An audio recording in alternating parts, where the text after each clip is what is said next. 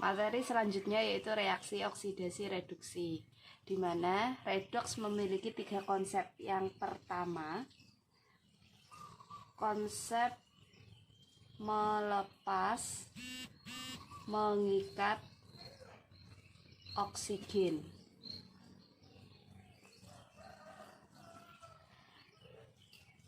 Nah, menurut konsep melepas mengikat oksigen, yang dinamakan oksidasi adalah senyawa atau zat yang mengikat oksigen.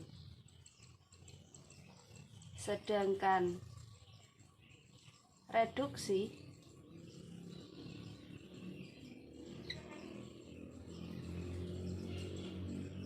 adalah zat atau senyawa yang melepas oksigen.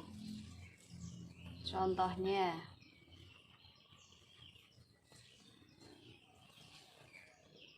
ada senyawa 4Fe besi ditambah oksigen menjadi, nah, kita bisa lihat di sini ketika besi ditambah oksigen kemudian menghasilkan 2Fe2O3, di mana awalnya Fe sendirian, kemudian ada oksigen, kemudian hasilnya jadi 2Fe2O3. Maka ini yang dinamakan mengikat oksigen, atau reaksi ini terjadi reaksi oksidasi. Contoh lagi,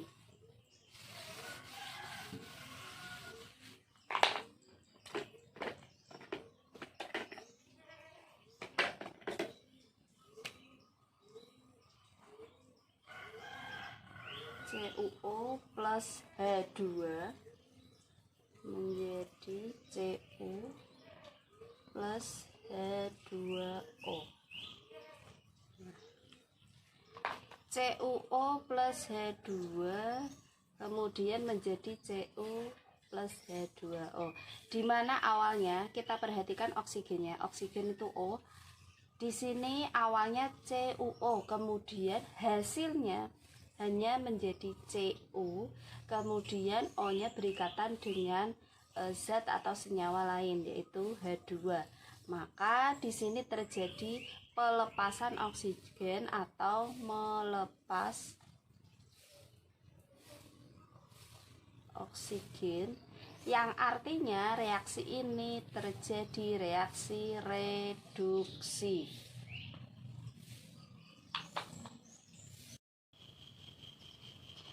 Yang selanjutnya yaitu konsep melepas mengikat elektron. Kebalikan dari konsep melepas mengikat oksigen, di mana oksidasi yang terjadi pelepasan elektron atau melepas elektron. Yang reduksi mengikat elektron. Contohnya 2Mg plus O2 menjadi 2MgO, di mana nanti bisa kita uraikan MgO di sini kita bagi menjadi 2, yaitu Mg2 plus O2 min. Duanya ikut. Nah, nanti reaksinya kita bisa lihat yang Mg sebelah kiri kita pasangkan dengan Mg sebelah kanan. Yang O2 sebelah kiri kita pasangkan dengan 2O2 min sebelah kanan, menjadi 2Mg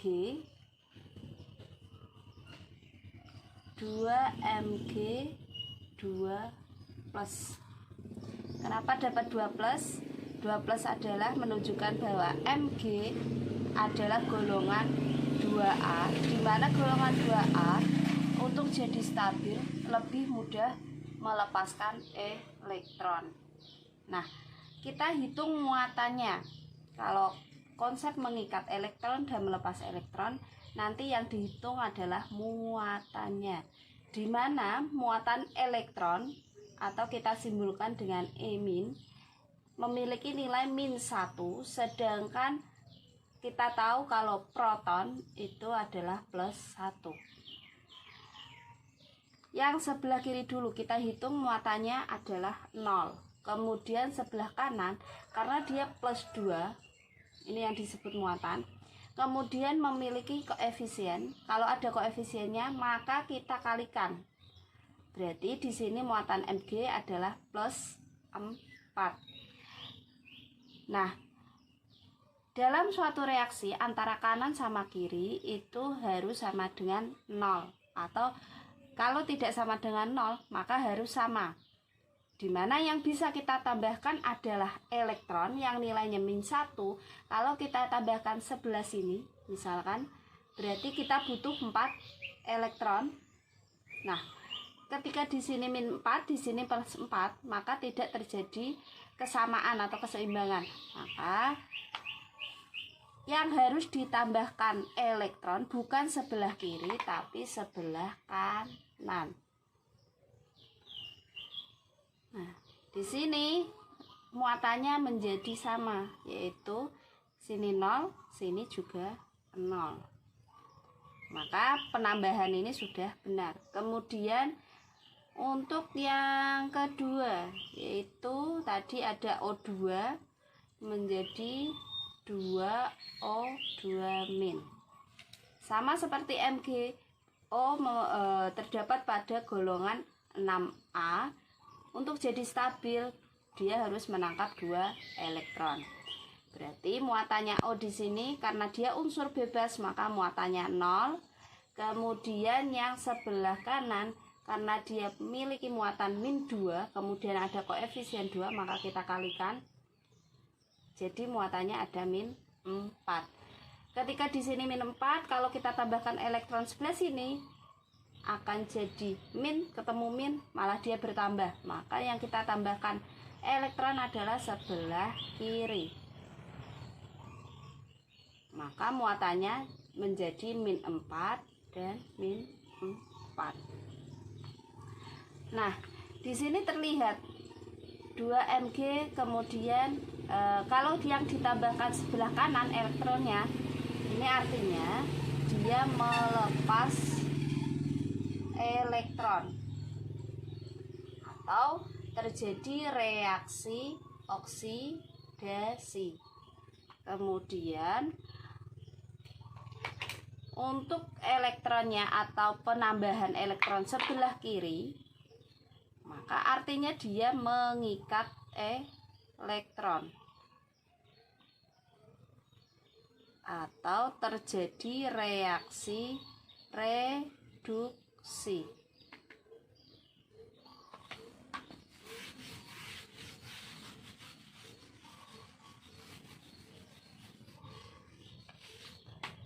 Dari kedua reaksi itu kalau kita satukan lagi, yaitu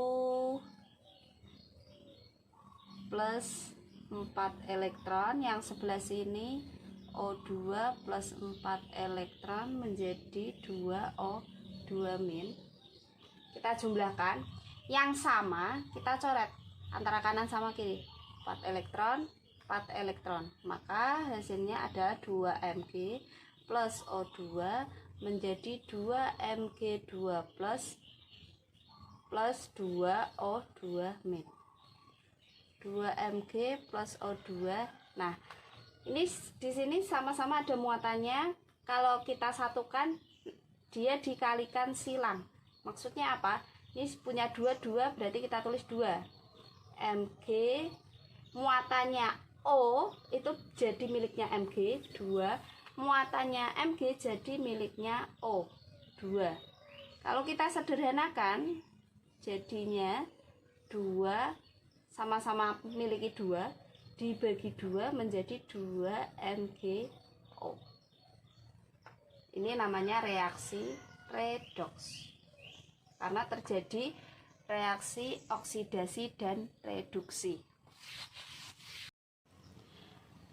Yang selanjutnya Yang terakhir yaitu konsep kenaikan dan penurunan bilangan oksidasi atau biloks, di mana yang dinamakan oksidasi itu terjadi kenaikan biloks, reduksi terjadi penurunan biloks. Contohnya Mg plus 2HCl menjadi MgCl2 plus H2.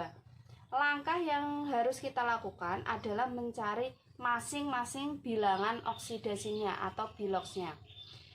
Yang pertama adalah Mg. Mg di sini merupakan unsur bebas. Unsur bebas monoatomik. Nah, yang namanya unsur bebas atau dia yang berdiri sendiri, cuma Mg, F2, Cl2 atau P4, yang namanya sendirian atau unsur bebas monoatomik di sini, biloksnya adalah 0. Kemudian yang dalam satu senyawa seperti HCl yang ada di ketentuan kita tuliskan dulu, di mana H biloksnya selalu plus 1 kecuali dia ada di senyawa hidrida.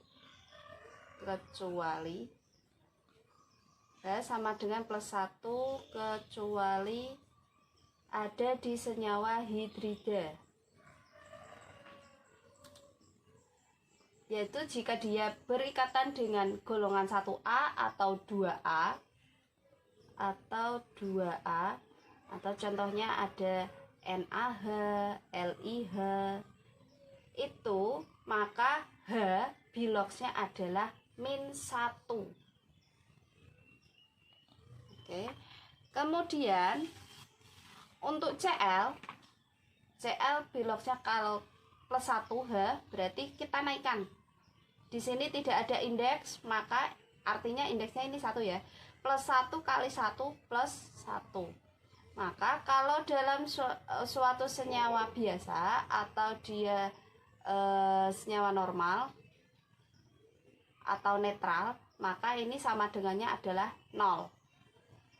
Kecuali kalau dia senyawa poliatomik yang memiliki muatan, maka dia sama dengannya adalah muatannya. Maka plus 1 untuk jadi 0 sini membutuhkan -1. -1 di sini hanya ada 1, sini dibagi -1 bagi 1 jadinya -1. Kemudian MgCl2. Di sini kita ketahui golongan 1A dan 2A itu bisa ditentukan biloksnya sesuai dengan golongannya. Mg golongan 2, maka biloksnya adalah plus 2. Ingat, sebelah kiri dari golongan 1 sampai 3 itu adalah melepaskan elektron untuk menjadi stabil.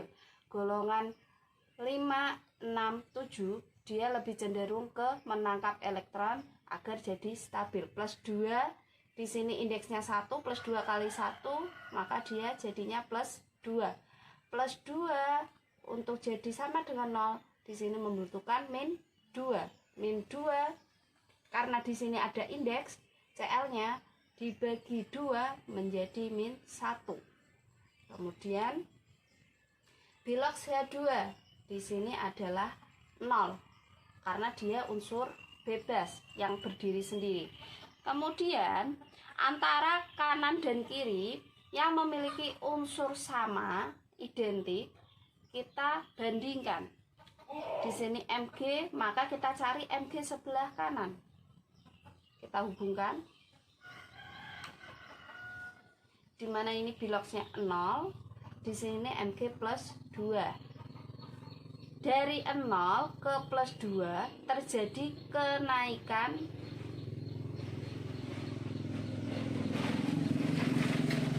elektron.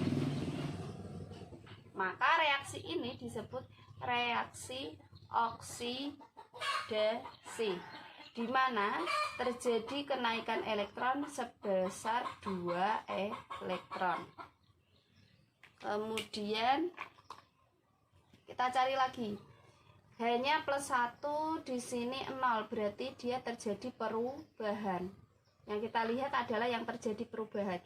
Jika dia sama tapi tidak terjadi perubahan seperti Cl-1 yang sebelah kiri kanan -1, maka di sini tidak usah dihubungkan. Yang dihubungkan adalah yang terjadi perubahan, dimana berarti H sebelah kiri +1 dia dikalikan sama koefisiennya ya, +2. Kemudian di sini 0, berarti terjadi reaksi reduksi karena dia turun dari 2 menjadi 0 atau dari 1 menjadi 0. Maka terjadi reaksi reduksi. Berapa elektron? 2 elektron. Maka di sini terjadi reaksi redoks atau terjadi reaksi reduksi oksida. Kita bahas beberapa soal yang sering kita jumpai di materi reaksi oksidasi reduksi. Contoh yang pertama, jika kita menemui unsur seperti H2, dikatakan tadi kalau terjadi unsur bebas, ini namanya unsur bebas. Unsur bebas, di mana ketentuannya unsur bebas itu contohnya seperti yang pertama, ada unsur atau senyawa monoatomik. Contohnya seperti MgZn, Fe, Na, dan lain sebagainya. Kemudian yang kedua ada diatomik. Contohnya di itu 2 ya, H2, F2, N2O2. Kemudian ada Cl2, Br2, I2 yang ada 2-nya. Kemudian yang ketiga unsur poliatomik. Contohnya ada S8 dan P4. Jika kalian menemui unsur-unsur seperti ini, maka BO-nya atau bilangan oksidasinya adalah sama dengan 0. Jadi ketika disuruh menentukan bilox dari H2 adalah 0.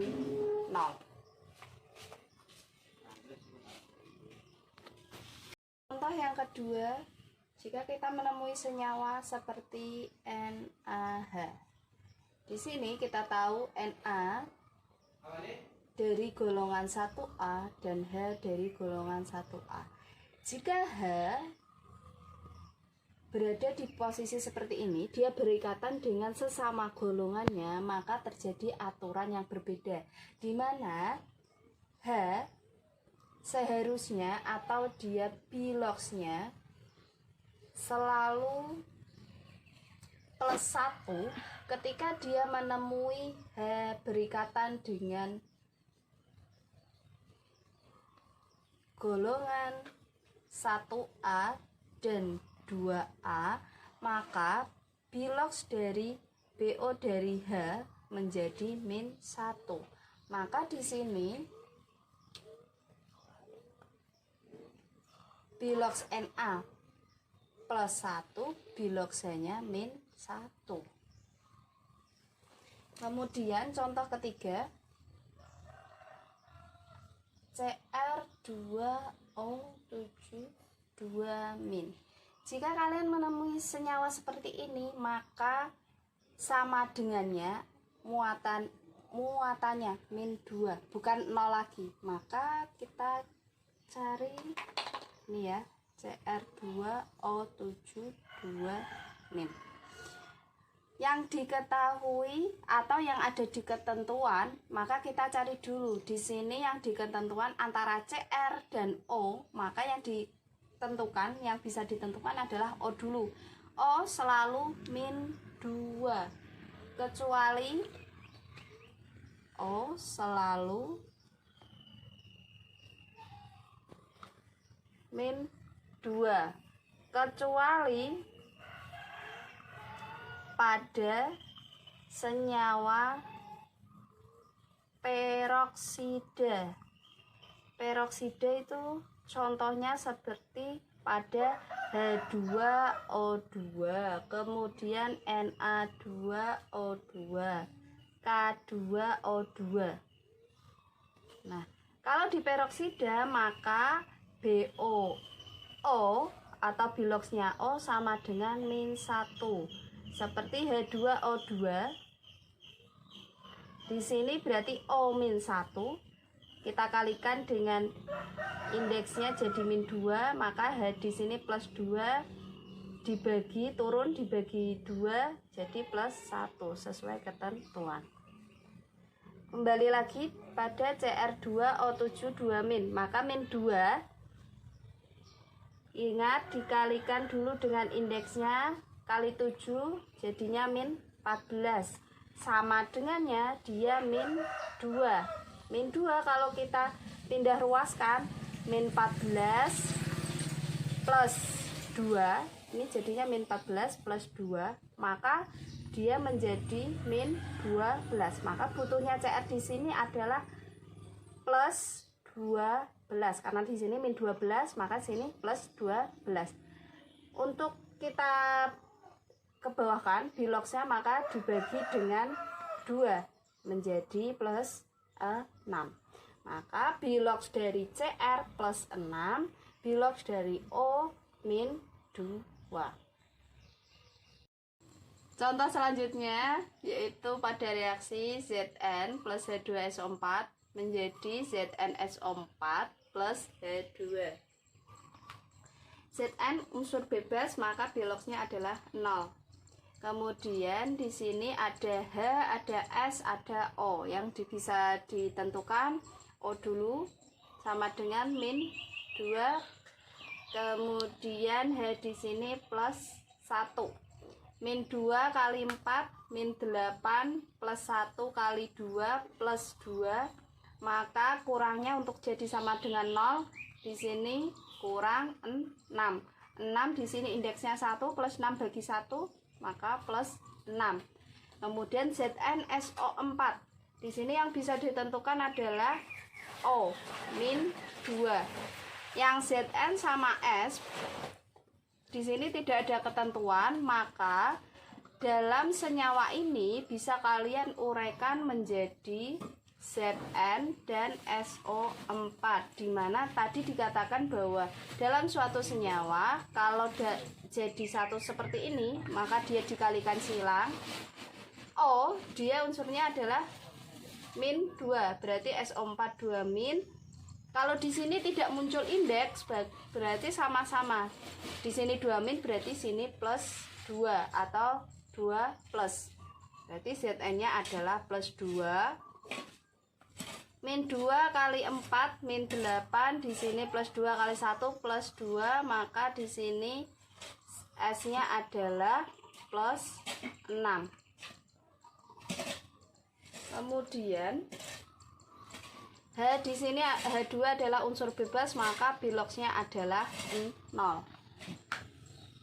Kita cari yang terjadi perubahan. Di sini ada Zn dari bilox 0 menjadi plus 2. Terjadi kenaikan, maka dia merupakan reaksi oksidasi 2 elektron. Kemudian kita cari lagi H di sini dari plus 1 menjadi 0. Dia terjadi penurunan bilox, maka terjadi reaksi reduksi 1 elektron. Maka di sini terjadi reaksi redoks. Dimana kalau ditanyakan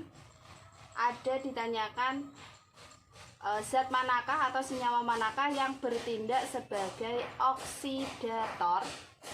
Oksidator adalah senyawa yang mengalami reduksi, yaitu yang mengalami reduksi adalah sebelah kiri, senyawa sebelah kiri sini. Maka yang reduksi kita cari reduksi, maka yang terjadi adalah H2SO4. Bukan hanya saja, tapi dalam satu senyawa.